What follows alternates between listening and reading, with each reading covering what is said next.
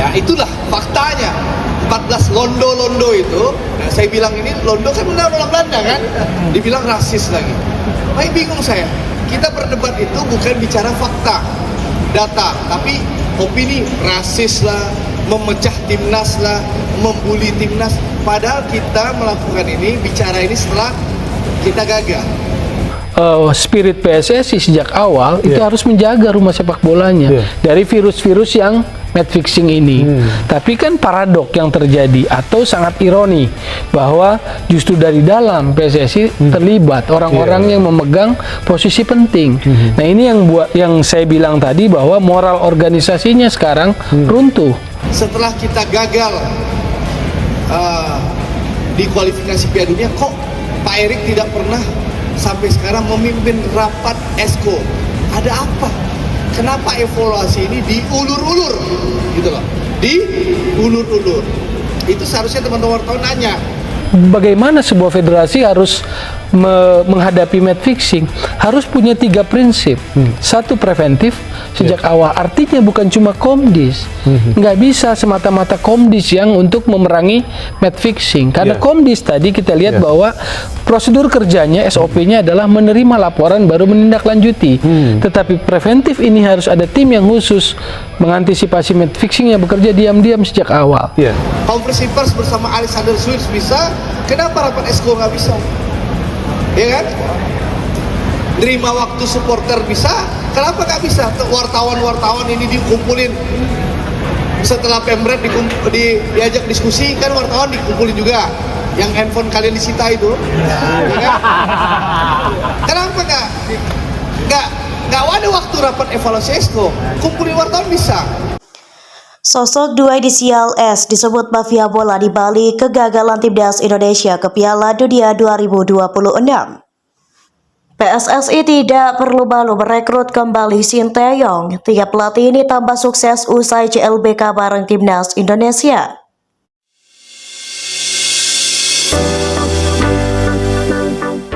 PSSI tidak perlu malu untuk merekrut kembali Sinteyong. Pengalaman membuktikan ada beberapa sosok yang semakin sukses setelah kembali melatih timnas Indonesia setelah sempat berpisah.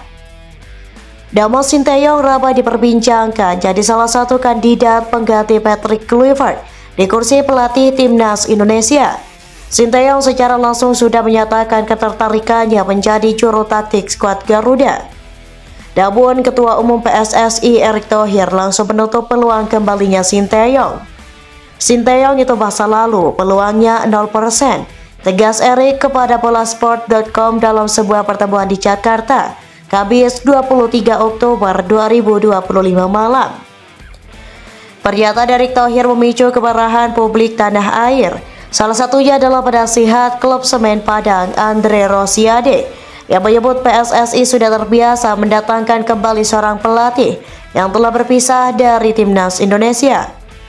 Lalu pernah ada coach Benny Dolo yang dipecat jadi lagi, Ivan Kolev juga, Alfredi Riedel juga, ujar Andre Rosiade. Jadi masa tidak mungkin Sinteyong yang udah dipecat balik lagi, lanjutnya. Pernyataan Andre Rosiade memang ada benarnya. Sejarah membuktikan bahwa PSSI beberapa kali merengkuh kesuksesan yang sama usai kembali merekrut seorang pelatih. Inilah beberapa pelatih yang pernah CLBK bersama timnas Indonesia. Yang pertama, Alfred Riedel, 2010 hingga 2011, 2013 hingga 2014, dan 2016. Pelatih asal Austria tersebut pernah melatih timnas Indonesia dalam 3 periode sekaligus. Periode pertamanya terjadi pada 2010-2011 saat dipercaya. Yang kedua, Ivan Kolev, 2002 hingga 2004 dan 2007. Ivan Kolev adalah pelatih timnas Indonesia terakhir di Piala Asia sebelum diasuh Sinteyong. Dirinya dikenal publik tanah air karena tangan dinginnya di Piala Asia. Kiprah pelatih asal Bulgaria tersebut terhitung bagus saat timnas Indonesia tampil di turnamen terakbar benua kuning. Pada periode perdananya, dirinya berhasil membukukan kemenangan perdana timnas Indonesia di Piala Asia saat mengalahkan Qatar pada edisi 2004. Usai Piala Asia 2004, dirinya pun pergi. Sandi percaya kembali melatih timnas Indonesia di Piala Asia 2007 di kandang sendiri. Tangan dinginnya mampu membawa Bambang Pamungkas dan kawan-kawan tampil kesetanan dan menang 2-1 atas Bahrain di laga perdana. Sayang, timnas Indonesia kembali gagal lolos ke babak perempat final dan Ivan Kolev pun hengkang. Yang ketiga, Bedi Dolo, 2000 hingga 2001, 2008 hingga 2010, dan 2015. Bedi Dolo adalah pelatih lokal tersukses yang pernah melatih timnas Indonesia senior pada abad ke-21, andai ukurannya adalah trofi. Pelatih asal Manado tersebut sempat memimpin timnas Indonesia pada kualifikasi Piala Dunia 2002 pada periode pertamanya dan terhenti di ronde kedua. Pada periode keduanya, Bedi Dolo mempersembahkan trofi Piala Kemerdekaan 2008 yang jadi piala terakhir timnas Indonesia. Dirinya ditunjuk kembali pada 2015 hanya sebagai pelatih sementara untuk mengisi kekosongan jabatan usai ditinggalkan Alfred Riedel. Gagalnya timnas Indonesia ke Piala Dunia 2026 memunculkan banyak spekulasi dan sorotan tajam dari publik tanah air. Kekalahan 1-0 dari Irak menjadi sangat menyakitkan dan memupuskan harapan timnas Indonesia untuk tampil di panggung sepak bola dunia di tahun 2026.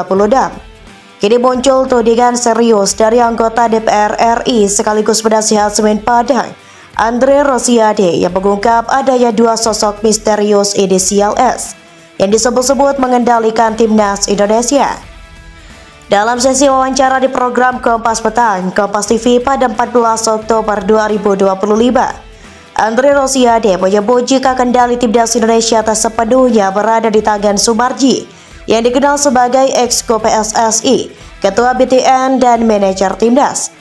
Dari informasi yang diterima orang dalam PSSI, kendali harian timnas justru berada di tangan dua sosok inisial S, satu perempuan asal Indonesia dan satu pria asal Maroko.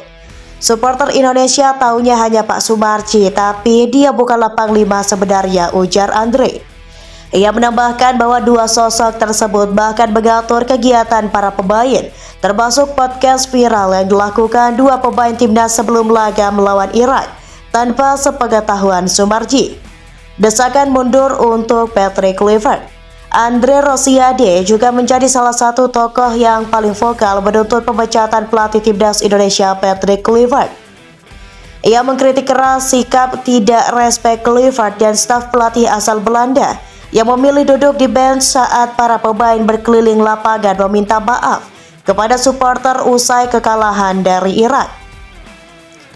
Di saat pemain berkeliling lapangan menemui supporter, rombongan pelatih Belanda hanya diam menonton dari bangku cadangan. Pecat Kluivert dan kawan-kawan, tulis Andre dalam unggahan Instagram pribadinya. Dugaan mafia bola dan pengaruh asing. Pernyataan Andre Rosiade tentang sosok S asal Maroko yang ikut mengendalikan timnas memunculkan dugaan baru. Apakah mafia bola telah menyusup ke tubuh timnas Indonesia? Di Maroko, geng mafia narkoba jenis ganja dikenal cukup kuat dan spekulasi pun berkembang apakah ada keterkaitan antara jaringan tersebut dengan mafia bola. Sepak bola Indonesia memang tengah berada di era kebangkitan, namun prestasi yang tak kunjung membaik menimbulkan pertanyaan besar.